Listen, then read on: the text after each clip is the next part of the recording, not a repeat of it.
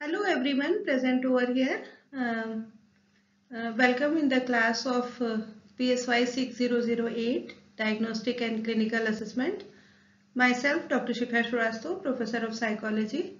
I will be the course coordinator for this course and we will start topic wise detail of the course, right?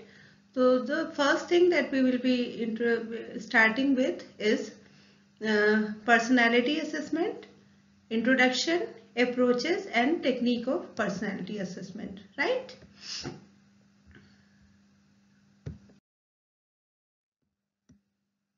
To start with and to understand what is personality assessment, we will be going through one or two definition to make it easy for you the students, right?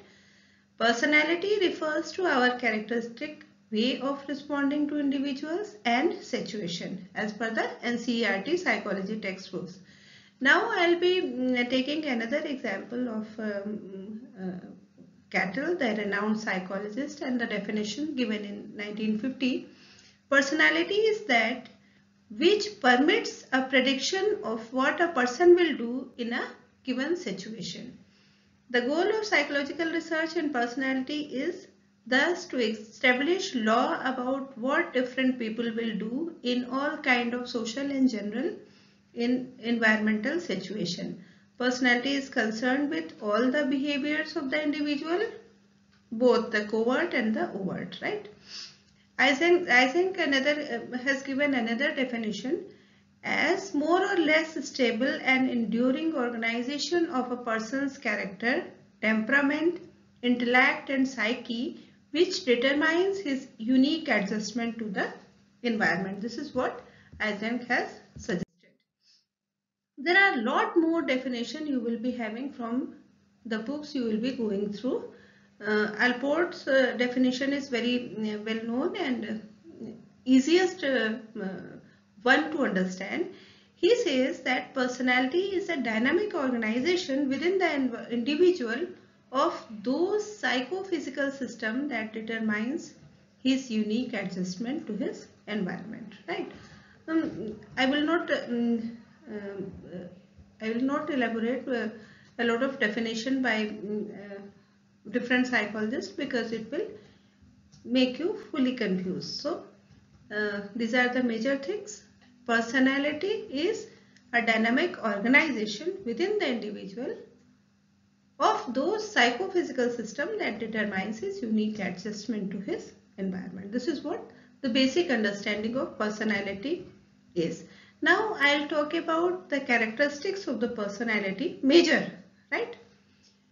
Characteristics of the personality. First is personality is a dynamic organization. As you just have understood that it is a dynamic organization that defines your adjustment with the environment, and one can predict in a given environment how a person may react, right? May react because it may not be 100% predictable, right? So it is a dynamic organization. First thing to be noted. Then the second thing is personality is integration of psychobiological structure, right? So we cannot separate mind and body. It is an integration of psychological as well as biological structure, right? And it is the adjustment process of the individual to his environment and his social stimulus value. So always culture plays a crucial part in defining the personality and the way a person react or behave in a given condition, right? I'll be going through the next slide to elaborate these things.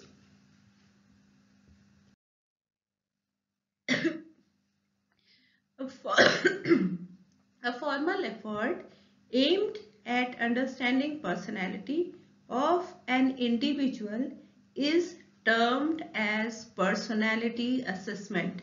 Please note, in previous slide we talked about what is personality, your psychobiological system which defines your adjustment with the environment and one can predict your behavior in a given condition. Now I am talking about the personality assessment concept, right?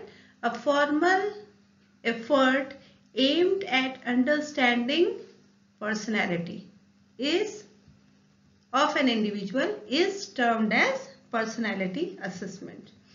Personality assessment, now we need to understand. Personality assessment refers to program designed to provide a comprehensive evaluation of personality, right? Sandberg 1977 has said, in the study of personality, psychologist has developed many ways of comparing person with each other and with themselves at different time or under different condition. Please note, at different time and under different condition, right? These comparisons raise question about differences and similarity. Please try to understand. It's a very good concept to understand the personality assessment. Personality assessment may be defined, please note, personality assessment may be defined as the set of processes used by a person or persons for developing impressions and images, making decisions, and checking hypotheses about other person.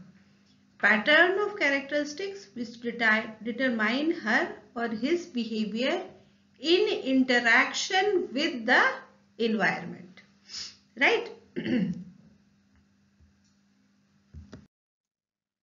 Now, this is what the difference between the personality, what is personality, and what is personality assessment.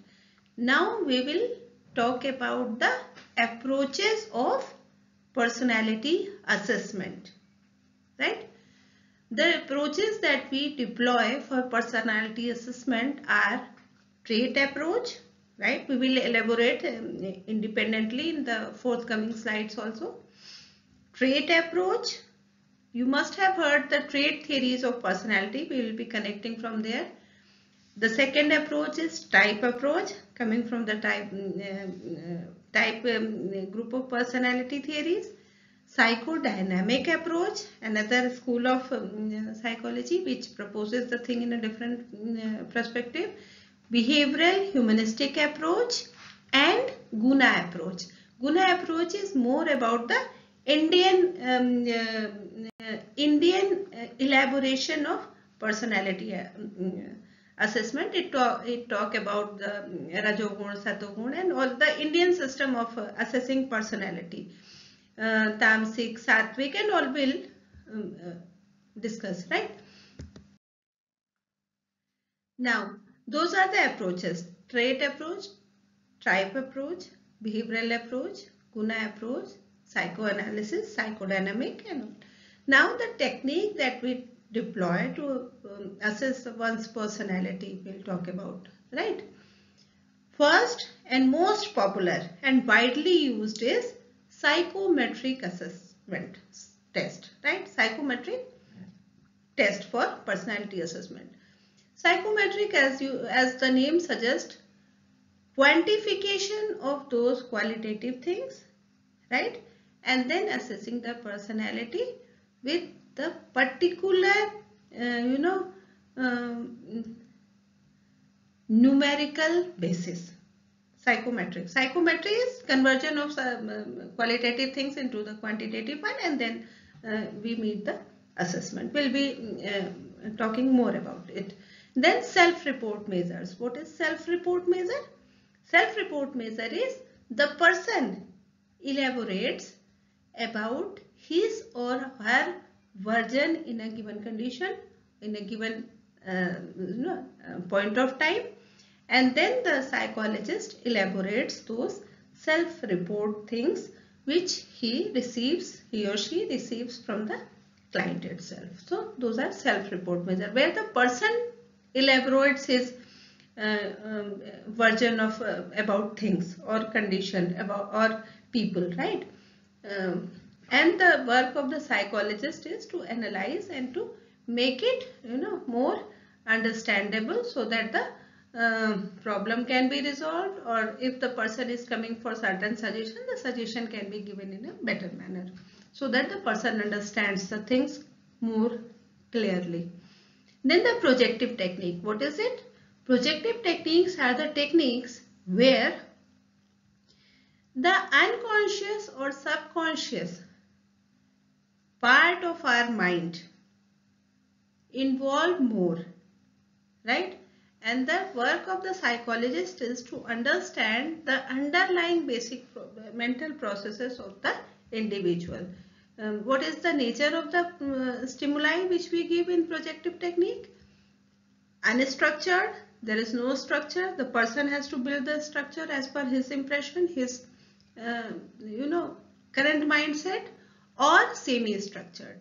If I tell you about the unstructured one, the most widely used stimuli in projective technique in unstructured category is Rorschach-Inkblot test, right?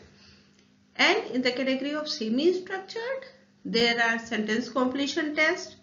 We can say thematic perception test and lot more. Then the behavioral analysis. The psychologist usually analyze a piece of behavior in a given condition on a fixed point of time, right? How the person is behaving, what are the gesture, what is the hand movement, how the eye contact has been maintained, what is the level of confidence that is displaying with your body language and all. And then I said guna analysis, the more Indian version of analyzing the personality, right?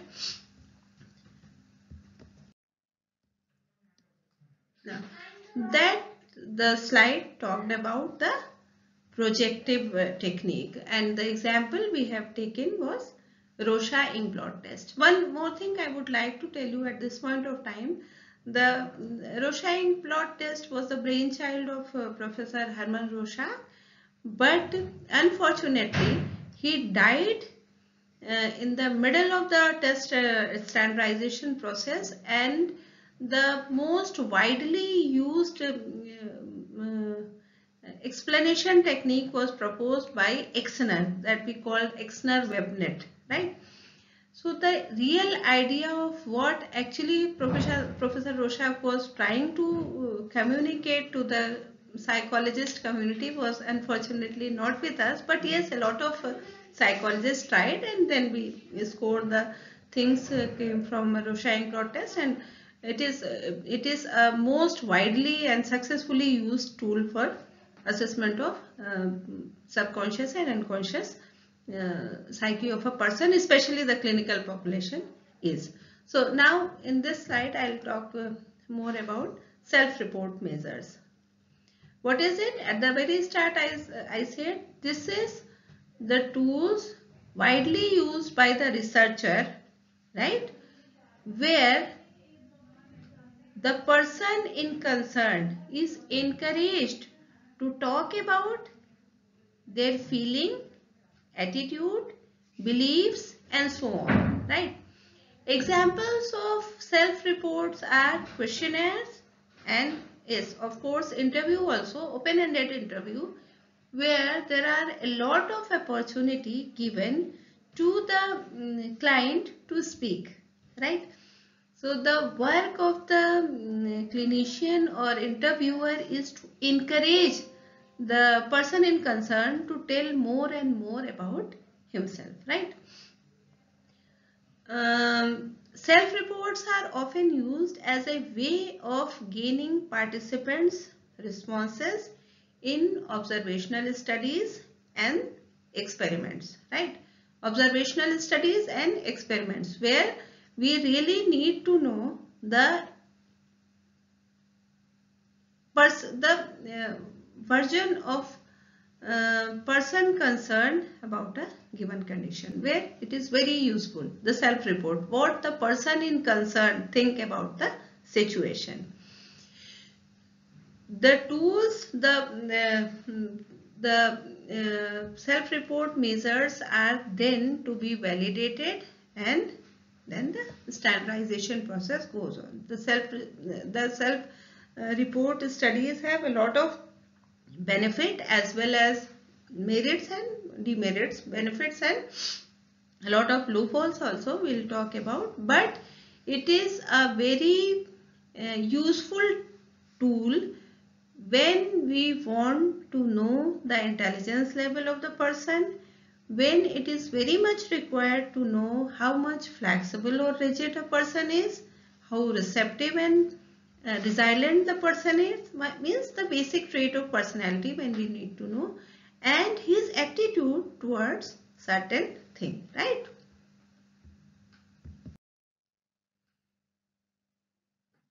Okay, now this is my next measure that we'll be talking about, the behavioral measures, right? So there is a difference between self-report measures and behavioral measures. We'll elaborate also, and we'll do certain exercise also after the end of this presentation. Observational methods are used in behavioral measures. Unstructured and structured interviews are being used. Rating scales are deployed a lot, and the situational tests are also being used. Projective assessment, as I talked about, we use, and we have gone through the small video also. We use unstructured, as we have seen in Rorschach plot test, and semi-structured stimuli, as there may be certain this sentence completion test or TAT, thematic perception test, and there are many more. The method of scoring and interpretation is not unfolded to client, point to be noted. Okay? And there is nothing correct or incorrect. It is just the projection of his or her unconscious thought on the stimuli. That's it, right? Each response given on the projective measure has its significance, but the problem with the projective technique is the scoring and interpretation is lengthy, and most of the time the biased reporting of from the side of experimenter may take place, not always, but it can, because the experimentee is a human being and the experimenter also is a human being. So there are chances of personal biasness. Now, there are few assessment tests which are widely used in the personality assessment across category. Now, I'll tell you the, I am telling you the list of tests on the basis of the popularity, not because these are the objective or subjective or behavioral or what. These are on the basis of the popularity. You must have heard about Minnesota Multiphasic Personality Inventory, right? What is Minnesota Multiphasic Personality Inventory? In short, it is called MMPI. There are a lot of questions into the questionnaire, and the subject has to respond against it, and then the whole scoring pattern is given, and the experimenter had to compile it all. Then the 16 PF given by the 16 personality factor test, right? Where the combination of 16 personality defines what type of dominant personality trait a person is holding. Then EPI, TAT, Rorschach ink plot test, sentence completion test, draw a person test. During this journey of this course, you will be having the detailed and independent discussion of all these tools that I have just mentioned independently, right? Now the work for you, my dear students, the person whosoever is going through the slide, is to understand the personality assessment is a very, very important part. How we define it, right? The personality assessment, and I would suggest you go through different definitions and make an understanding of personality assessment along with the importance of assessing the personality. What is the importance? We just have talked about how we can predict a person's personality will benefit us when there are chances of some forthcoming situation in which the resilience, the positive attitude or pessimistic or optimistic thinking has to be considered to deploy people on different areas, right? So this is very important to assess the personality, to predict how a person will react in a different position and to guide them for their proper career path, and to guide them on what are the ideal conditions where they can give their 100%. The another work I would like to tell you is try to differentiate the objective technique and projective technique, and then what is self-report measures, please, right? The reference I would say, you can go through the Assessing Personality and Psychology with Self-Report Inventory by Graham, right? It's a very good book, and then we'll be continuing in the next class, right? So this is end for this time, and surely we will be doing it.